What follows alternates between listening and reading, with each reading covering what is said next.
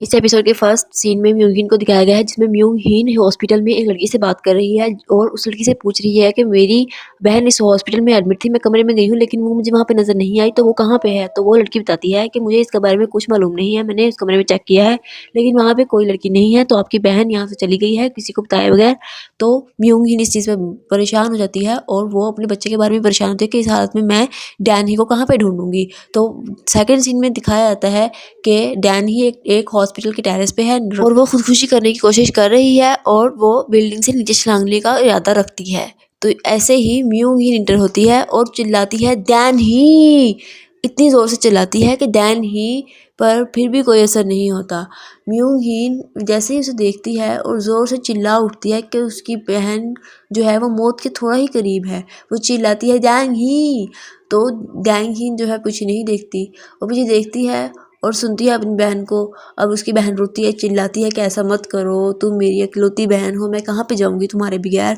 लेकिन वो डैन ही नहीं सुनती, वो नीचे गिरने लगती है। फिर पीछे मुड़ के वो देखती है तो उसे म्यूंग ही नज़र आती है और म्यूंग हिन जो है वो प्रेग्नेंट है, वो कोई बहुत देर बाद उसे मिली है और वो कहती है कि ये कैसा हो गई, ये प्रेग्नेंट कैसे हो गई, क्योंकि वो बहुत देर के बाद 1 ईयर या 2 ईयर पहले की वो मिली हुई है उससे। तो वो उसे देखती है और वो उसे बहलाती है, फिसलाती है कि ऐसा मत करो, खुदकुशी मत करो, लेकिन वो नहीं सुनती। वो उस तरफ मुड़ती है और गिरने लगती है। फिर म्यूंग-हिन चिल्लाती है डैंग-हिन, फिर वो दोबारा पीछे की तरफ पलटती है और उसकी बहन की बातों का उस पर असर होने लगता है और वो खुदकुशी से डिनाई कर देती है, इनकार कर देती है, क्योंकि उसकी बहन जो उससे बहुत प्यार करती है वो उसकी खातिर खुदकुशी को ख़त्म कर देती है, वो खुदकुशी नहीं करती। वो इस बात को समझ आती है कि मैं क्या कर रही हूँ, वो इस ट्रॉमे से गुजरी हुई होती है। सीन पलटता है और जैंग रैन और ताइहोन को दिखाया जाता है। जैंग रैन, ताइहोन एक दूसरे पर गुस्सा हो रहे होते हैं। ताइहोन जैंग रैन से नाराज़ होता है कि कैसे वो प्रेग्नेंट है, उसे उसने क्यों नहीं बताया। तो जैंग रैन, उसका जो साथी होता है जैंग रैन का, वो उसके लिए सेब लेके आता है खाने के लिए ताकि वो उसकी क्रेविंग को सेटिस्फाई कर सके। वो सेब खाती है लेकिन उसे उल्टी आ जाती है। तो ये देख कर उसका जो फ्रेंड होता है वो हक्का बक्का रहता है, ये कैसे मुमकिन है, ये कैसे हो सकता है, ऐसा तो होता ही नहीं है, ऐसा तो हो ही नहीं सकता। वो बौखला जाता है। पर लेकिन जैंग रैन जो है वो नाटक करती है प्रेगनेंसी का कि मैं प्रेग्नेंट हूँ और तुम्हें नहीं पता, तुम मुझे छोड़ के नहीं जा सकते ताइहोन, मैं तुमसे बहुत मोहब्बत करती हूँ और कोई भी हमारी जगह नहीं ले सकता। तो इस तरह ताइहोन उसकी बातें सुनता रहता है और देखता रहता है कि जैंग रैन क्या नाटक कर रही है, कौन सा ड्रामा रचा रही है म्यूंग हिन के खिलाफ, क्योंकि म्यूंग हिन उसकी दूसरी बीवी है और वो बीवी भी नहीं है, गर्लफ्रेंड है जो कि प्रेग्नेंट है। लेकिन जैंग रैन उससे नफरत करती है क्योंकि वो उसके बच्चे की मां नहीं बन सकी। तो इस वजह से वो अब नाटक कर रही है कि मैं प्रेग्नेंट हूँ, मेरे पेट में दर्द हो रही है, मुझे उल्टी आ रही है, ताकि वो ताइहोन को यकीन दिला सके कि वो प्रेग्नेंट है और वो अपनी गर्लफ्रेंड को छोड़ दे, उसके बच्चे को छोड़ दे, क्योंकि वो अपना वारिस चाहता होता है ताइहोन। तो ताइहोन को वारिस चाहिए होता है, इसलिए उसने दूसरी लड़की को धोखा दिया। अब डैनरी जो है वो म्यूंग-हिन से पूछती है कि तुम प्रेग्नेंट कैसे हुई, तुम्हारी ये हालत किसने की, कैसे की, क्यों की। तो फिर म्यूंग-हिन सब कुछ बताती है कि मेरा एक बॉयफ्रेंड है जिसने मुझे प्रेग्नेंट किया और मेरी ये हालत कर दी, अब मुझसे वो शादी नहीं कर रहा। वो इस चीज़ पे बहुत अपसेट होती है और वो रो रो कर डैनरी को बताती है कि मेरी ये हालत है, तुम एक दूसरी खुदकुशी क्यों कर रही हो, तुम ऐसा मौत को अपने गले को क्यों लगा रही हो, तुम ऐसा नहीं कर सकती, मेरा तुम्हारे बिना और दुनिया में कोई नहीं है, मैं कहाँ पे जाऊँगी अगर मुझे कुछ हो गया और कहाँ पे जाऊँगी अगर तुम्हें कुछ हो गया। तो ये सारी बातें डैंग-हिन और म्यूंग-जी के दरमियान होती हैं। तो म्यूंग-हिन खुद भी डिसअपॉइंट हो चुकी होती है लेकिन वो खुदकुशी नहीं करती, वो बहुत बहादुर और निडर होती है। वो सारा कुछ बताती है उसे, डैन-ही को, कैसे उसे ताइहोन ने उसकी पहली बीवी होते हुए मुझे धोखा दिया, मुझसे शादी नहीं की, मुझे प्रेग्नेंट कर दिया अपना वारिस हासिल करने के लिए। तो वो इस तरह से डिसअपॉइंट होती है और बताती है कि मैंने ताइहोन को प्रपोज़ किया था कि मुझसे शादी कर लो, लेकिन उसने मना कर दिया शादी करने के लिए। वो बहाने बनाता रहा, उसने मुझे गिफ्ट दिया और फिर ये बच्चा मेरा उसकी ताइहोन का है और वो भी मुझे धोखा दे रहा है, धोखे के सिवा उसने कुछ नहीं किया मेरे साथ। उसकी पहली बीवी ने आके मुझे धमकाया, भड़काया और मुझे बहुत धमकियाँ दी मारने की। तो फिर म्यूंग-जी सारा कुछ डिटेल से डैन-ही को बताती है। डैन-ही इस बात पर बहुत डिसअपॉइंट होती है और उसे दर्द होना शुरू हो जाती है। तो म्यूंग-जी चिल्लाती है हेल्प के लिए कि कोई किसी तरह उसकी हेल्प कर दे, उसकी बहन को बहुत दर्द हो रही है। तो उसकी डैन-ही बेहोश रहती है मुकम्मल तौर पर, उसे कोई होश नहीं रहता। म्यूजिन बड़ी कोशिश करती है उसे सहलाने की, उसका दर्द कम करने की। वो चिल्लाती है हेल्प के लिए, हेल्प हेल्प हेल्प। फिर उस वक्त वो बहुत ही बुरी सिचुएशन से निपट रही होती है कि सीन बदलता है और एक आदमी काउंटर पर और उस लड़की से सवाल जवाब करना शुरू हो जाता है और वो निकलते ही उस लड़के से टकराता है, तो क्योंकि वो जासूसी कर रहा होता है उनकी। फिर वो लड़का आता है ताइहोन दैनडी का जो है वो गर्ल बॉयफ्रेंड, वो आता है, वो डिस्कशन करता है। डॉक्टर बताता है कि ये उसकी बहन है, प्रेग्नेंट है, सारा मामला इसके साथ कैसे हुए हैं, कैसे ये इतनी मुश्किलात से गुजर रही है। इसका नाम यूजी है और वो सब कुछ उस लड़के को बताता है इसके बारे में। तो फिर वो उस पर तरस खाते हैं और डॉक्टर सारी सिचुएशन जो है वो उस लड़के के सामने यूजी हॉस्पिटल में डैनी के कमरे में जाती है। जैसे वो इंटर होती है तो देखती है कि डैनी बहुत अग्रेसिव है, वो अपनी ड्रेस वगैरह उतार के फेंक रही है और बहुत ही गुस्से में है। वो अपनी ज़िंदगी से तंग आ गई है, वो बेजारी में ये सब कर रही है। उसे बचपन के अपने दिन याद आ रहे हैं, कैसे उस पर जुल्म हुए थे, कैसे उसने बहुत सारी जो है वो अपनी चीज़ें बर्दाश्त की थी। उसे बचपन की वो सारी मेमोरीज याद आ रही थी कि जैसे हम दोनों आपस में प्यार मोहब्बत से रहते थे, बातें करते थे, दोनों खेलते थे, तुम मुझसे मिलने आती थी, हम दोनों हॉस्टल में मिलते थे और बहुत ही खुश रहते थे। वहाँ पे एक सीन दिखाया गया है जिसके अंदर म्यूजी और डैनी दोनों बैठी बातें कर रही हैं अपने बचपन में और अपनी जो है वो चीज़ें डिस्कस कर रही हैं, एक दूसरे को सहारा दे रही हैं, एक दूसरे का सहारा बन रही हैं। इसी तरह डैनी और म्यूजी ने अपनी ज़िंदगी में से मुश्किलात को हैंडल किया और कैसे सबसे निपट कर वो इस एज तक पहुंच चुकी हैं। वो एक दूसरे को दिलासा देती हुई नज़र आ रही हैं और इसी तरह वो बताती है कि मैं जब जिन लोगों ने मुझे अडॉप्ट किया था उन लोगों ने मुझे बहुत तंगी दी, हम बहुत ही मुश्किल में वक्त में थे। फिर वो अपना अच्छा वक़्त याद करती हैं, कैसे वो खुश रहती थी। वो आखिरी बार जब मिली थी वो कितना खुश थी, वो कितना एक दूसरे को जो है वो सपोर्ट करती थी, एक दूसरे को दिलासा देती थी, एक दूसरे का जी बहलाती थी, सारी मुश्किलात को मिलकर हैंडल करती थी और एक दूसरे को अपना गम बताती थी। और कैसे हम इतने बिछड़ गए एक दूसरे से कि अब सालों हो चुके हैं और हम नहीं मिले और इतना एक दूसरे की ज़िंदगी में चेंजिंग आ चुकी है। तो ये सारी तब्दीलियाँ सुनकर डैनी बहुत अपसेट होती है और डैनी को म्यूजिन दिलासा दे रही होती है कि तुम अपना इलाज करवाओ, अपनी ज़िंदगी को अच्छी तरीके से जियो और अपनी जो है वो ज़िंदगी को बहुत ही करेक्ट बनाओ। यहाँ पे म्यूजी भी बहुत परेशान होती है अपनी ज़िंदगी से और डैनी भी। फिर वो वही बचपन की तरह एक दूसरे को दिलासा देती हैं, एक दूसरे का सहारा बनती हैं और एक दूसरे को बताती हैं कि हम दोनों ही हैं एक दूसरे के लिए। अगर तुम्हें कुछ हो गया तो मैं क्या करूँगी, अगर मुझे कुछ हो गया तो तुम क्या करोगी। इसलिए हम एक दूसरे का दोनों का ख्याल रखते हैं। म्यूजी जज्बात में बहकर डैनी को अपने गले लगाती है, उसे दिलासा देती है, रोती है क्योंकि उसके प्रेजेंट के दिन भी अच्छे नहीं चल रहे होते और पास के दिन भी उनमें उन्होंने बहुत ही जो है वो गुस्सा, बहुत ही एक स्ट्रेस झेला हुआ होता है जिससे वो निकल नहीं पाती।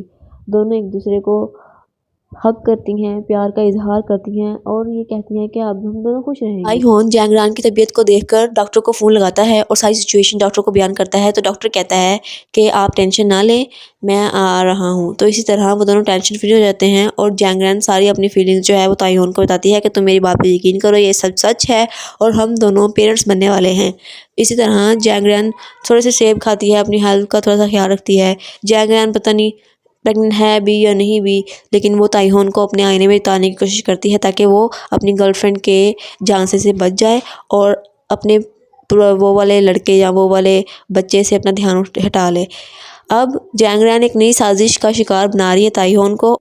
ताइहोन प्रॉपर्टी के जो है वो कागजात को फाड़ रहा होता है और अपने बाप से बहुत ही बदतमीज़ी कर रहा होता है। उसका बाप उसे समझा रहा होता है कि मैंने जो कंपनी खड़ी की थी वो अडेला ग्रुप को रिप्लेसमेंट नहीं कर सकती, लेकिन ताइहोन जो है वो अडेला ग्रुप का मैनेजर होता है।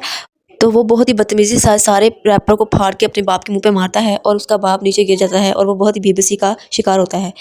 और ताइहोन फिर जैंगरान के पेट पे हाथ रखता है। जैंगरान उसे कहती है कि देखो तुम महसूस करो अपने बेटे को या बेटी को, कैसे हम पेरेंट्स बन चुके हैं। वो अपनी खुशी का इजहार कर रही होती है और उसे चश्मे में उतार रही होती है कि कैसे उसे बहलाया फुसलाया।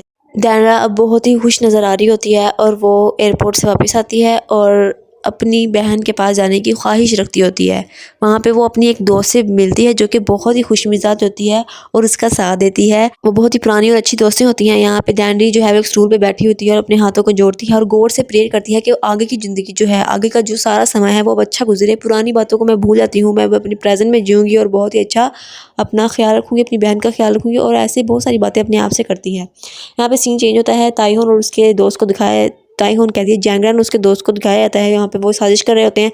जैंगरान का दोस्त बताता है कि अगर ताइहोन को पता चल गया कि तुम प्रेग्नेंट नहीं हो तो ये क्या उस पे बरपेगा। वहाँ पे जैंगरान बताती है कि कौन बताएगा उसे। वो साजिशी तरीके से उसे देख रही होती है, ऐसे देख रही होती है जैसे कि कोई बहुत ही बड़ी चीज़ कर रही होती है।